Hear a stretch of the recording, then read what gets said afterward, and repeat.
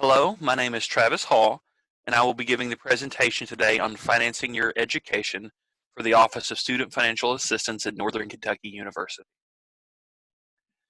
The Office of Student Financial Assistance is dedicated to assisting students in financing their education.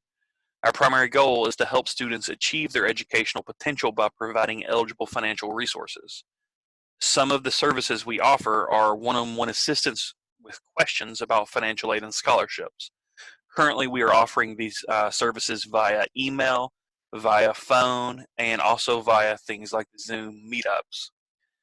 During the regular year, we hope to eventually reopen our office for one-on-one communication directly with students and families. We also assist with Fafsa completion, the actual completion of the application. We oversee the NKU student employment programs, and we also have financial literacy education and resources for our students. We can typically provide information about the types of financial aid available, the financial aid and scholarship deadlines so that you can make sure you're always meeting those, how to accurately complete the FAFSA and the other forms that sometimes are necessary with the FAFSA. We can let you know how much aid you are qualified to receive. We can give you an idea of when you can expect to receive your aid, and we can help you determine your student employment eligibility. Financial aid is any form of funding provided to students and families to help them pay with the educational expenses for college. This can be everything from grants to student loans to work-study programs. Anything that can provide you some monetary benefit to help with the direct costs of college or the living expenses associated with college is a form of financial aid.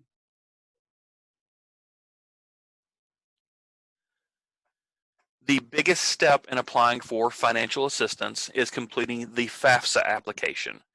The FAFSA stands for the Free Application for Federal Student Aid. This opens October 1st of every year. It is an online application that you complete at FAFSA on the web, which is located at fafsa.gov. One thing we like to point out is when you are filling out these forms, make sure you are always filling them out on websites that end in a .gov or a .edu for the universities. For example, if you were to go to fafsa.com and try to fill out the FAFSA application, that is a third party who can charge you to complete this application. The very first F in FAFSA stands for free. You should not be paying anything to complete a FAFSA application. The FAFSA will always use prior year tax information. For example, for the 2020-2021 academic year, which begins August 2020, they will use your 2018 tax information. And that's because since it opens October 1st every year, and it's always the preceding October, the FAFSA for August 2020 opened October 1st, 2019. At that time, the only taxes that you would have completed, the most recent, would have been the 2018 tax information. So by the time you begin school, yes, it is almost 2 years old information, but it should be the most current tax information when the FAFSA opens. Both the student and parent will need to complete the FAFSA application using an FSA ID as a signature. This signature will be linked to both the student and parent's social security number. So if the parent has another child who has attended college recently, or if they themselves are attending college, they may already have their own FSA ID. But if not, both student and parent can create a new FSA ID at fsaid.ed.gov. And then there we just have the school code for NKU, 009275. If you put that on the application, that will make sure that NKU is permitted to read your FAFSA results and make an award based on that. You must complete the FAFSA to receive the federal grant funds or state grant funds. This would be things like the Pell Grant, or if you're a resident of Kentucky, things like the CAP Grant. If you would like to receive a federal student loan, or your parents would like to take out a loan to apply for your college, both of those require the FAFSA to be completed. If you'd like to apply for federal work study and work a federal work study job, you also have to have a FAFSA on file. And there are also some scholarships that do require a completed FAFSA to evaluate before they make their determination. So we strongly encourage every student to complete the FAFSA. Although it is not required to attend college, it is required for these forms of funding. And one of the big things about the FAFSA is it has to be renewed every year. So it opens October 1st every year. We encourage you to complete it as soon after that as you can. One of the best things about applying early is you then have the time to correct the FAFSA if there was something wrong, or if you get selected for a process called verification, you do have time to submit the documents we need for that process. Verification, 1 out of 3 FAFSAs are randomly selected for this. So if you get the notice that you were selected for verification and have to turn in additional documents, that does not mean that you've done anything wrong. What they call this is quality assurance. If they're looking at 1 of 3 students and reviewing the answers they put on the FAFSA, and they see that a large portion of those students are answering a question incorrectly, well, then they know that the question is probably worded wrong. It's not that the students are filling it out wrong. So this is how they make sure the application stays coherent and is easily completed by students and families. But it does create additional paperwork for you if you are selected. And that's one of the reasons we strongly encourage you to do the FAFSA early, because this paperwork can take weeks to complete. Typically, if you're selected but for verification, we would need a verification worksheet, which our office will send to you. We would need tax return transcript information, which you can request from the IRS. And then depending on the type of verification that you were selected for, there may be other documents that we need as well. And the standard processing time for all documentation that we receive is approximately 1 to 2 weeks. Once we do get that verification processed, we would then be able to make your award.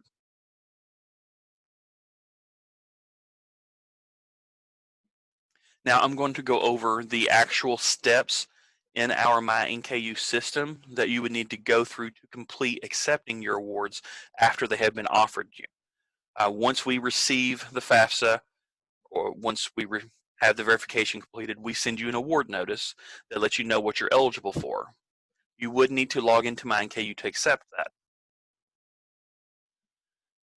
Once you log into MyNKU, you're generally going to see these tabs at the top. One of them is for financial aid. When you click on that, you have a bunch of subfolders that you can then access. The first time you accept aid, you have to read and agree to the terms and conditions first. This is just the general information for student loans, things like, or for all financial aid, things like I know I have to be enrolled in school to receive aid. I can't receive financial aid for college if I'm not a college student. I know I have to be a U.S. citizen or eligible non-citizen. These are just the general requirements any student has to meet in order to receive financial aid. And you're just letting us know that, yes, you did read them and understand them. Once you have completed the terms and conditions, you would click on the Awards tab. It would tell you if there were any issues holding you up. So it would say, okay, before we can show you your awards, you need to do this. If not, it would just say, here are the instructions on how to accept those awards, and you would see a breakdown that looks something like this. This would show you each award that you're offered. It would tell you the name of it. It would tell you how much you were offered during which semester, whether you were offered some in the fall, some in the spring. Typically, our initial awards are always a fall-spring offering. We don't award for summer until summer enrollment begins, usually around April or May. In the accepted amount column, you have the option of reducing your awards. For example, in this screen, you see that the federal direct subsidized loan was offered at $51.63. In the accepted amount column, you could choose to reduce that. You don't have to take the full amount. You could instead say, well, I only want $3,000 of that. And you can tailor it to however you want that. Once you have accepted the specific amount that you want, you would click on accept, or if you didn't want it, you would click on decline, and then at the bottom of the screen, you would hit the submit as indicated button. The system will total the amounts for you, so you can say, oh, the total amount that I accepted for each term is this, and the total amount I've accepted for the year is this.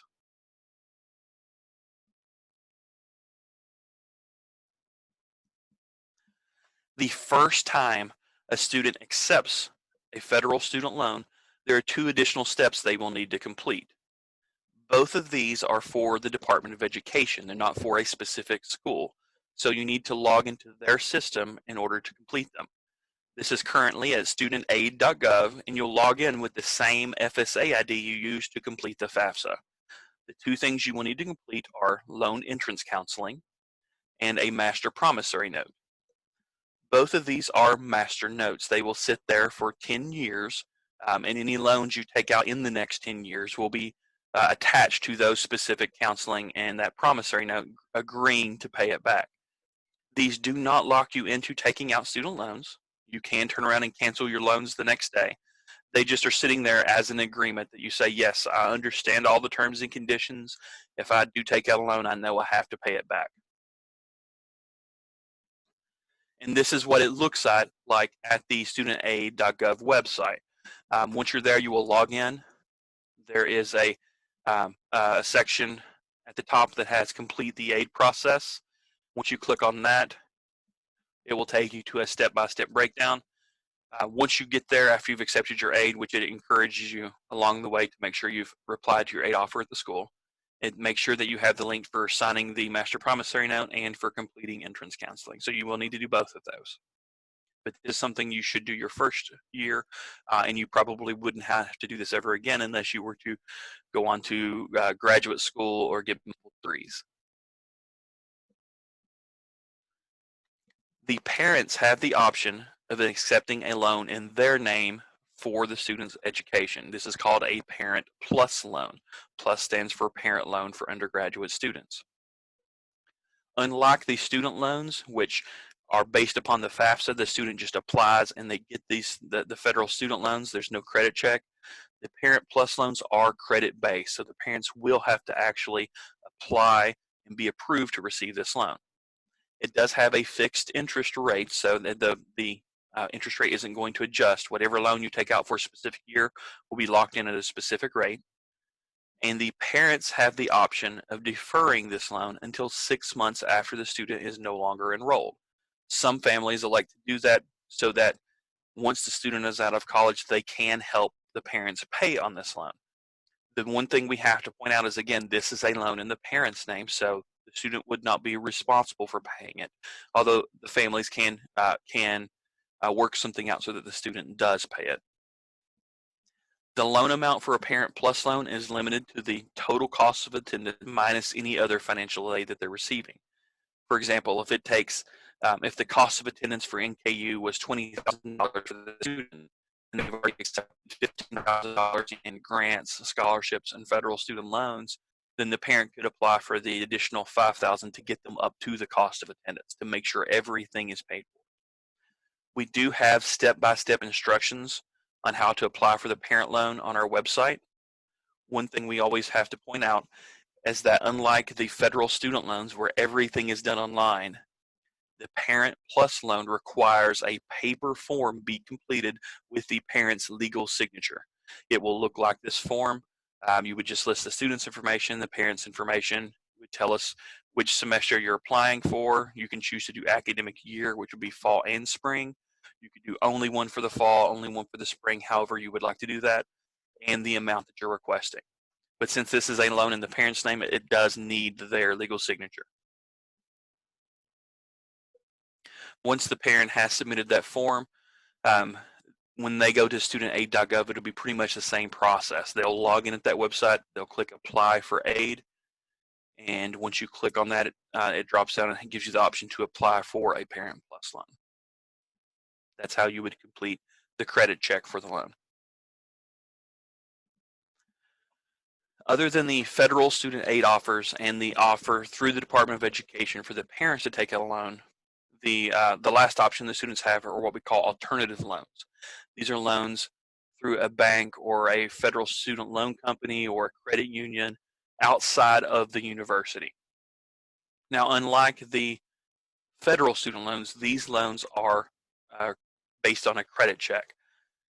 Most of the time, the student will have to have a cosigner simply because they're young, they're a student, they really don't have a credit history for these institutions to evaluate. So this is another option that students have where they can take a loan in their name, but they may need their parents to co-sign on it. But unlike the parent loan, this student loan is in the student's name. The student will have to pay this one back. We always have to caution that not everyone is approved, since this is a credit-based loan. So the student applying on their own would probably not be approved. They would most likely have to have that cosigner. If you go to our webpage, financialaid.nku.edu, you can click on financial aid programs, and then one of the options would be student and parent loans, and then we would have a link for alternative loans. That will link you to a site called Fast Choice.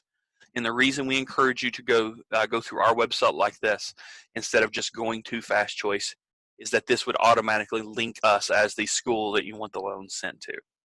At Fast Choice, you would compare, I think it's currently 4 or 5 different companies, so you can see the different interest rates that you're offered, the different repayment plans, so that you can make a choice as to which alternative loan company you would like to go with.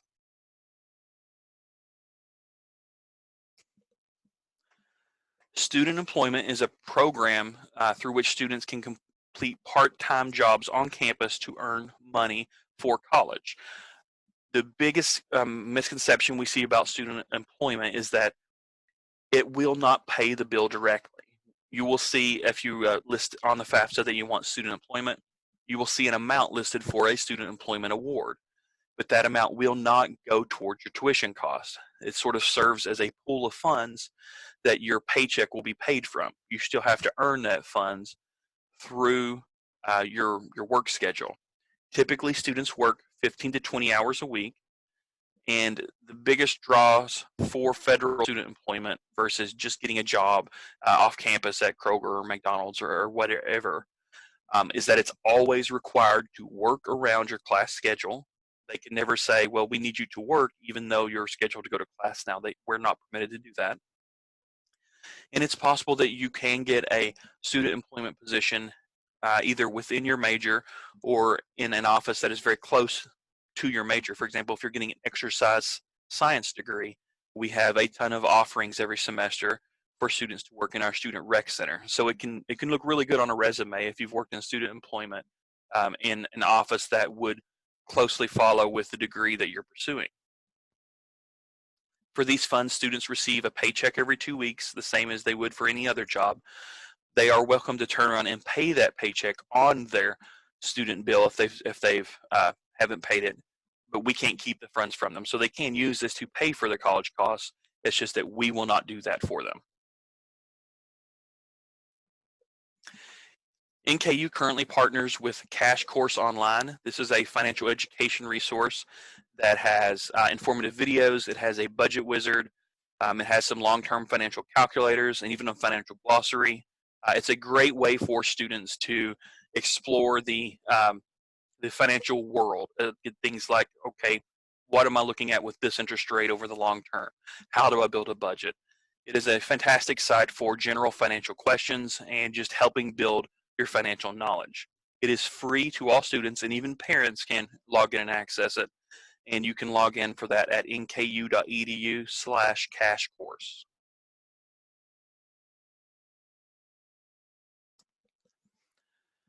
All right, so with all of this information, how do you stay on track? How do you get from point A to point B with regards to your financial aid? The biggest thing we caution all students to do is check your NKU amount every day. Check it regularly. Getting in the habit, checking it either in the morning after you wake up or right before you go to bed is the easiest way to make sure you meet any necessary outstanding documents. If there's any new information that comes out, that would be the way you learn it. Email is the official form of correspondence for our office and for the majority of the university offices. That is how we keep everyone informed of everything that's going on. So please get in the habit of checking your NKU email account.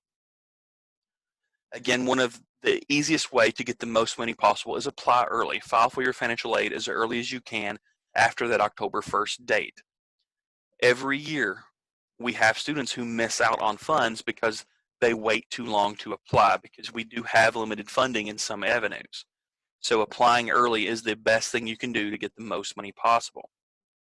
Try to know and remember those deadlines. The university calendar on the nku.edu website is updated frequently with new deadlines, with new events. It's always a good idea to check that frequently as well. We strongly encourage our students to keep a budget, to get in the habit of building good spending habits.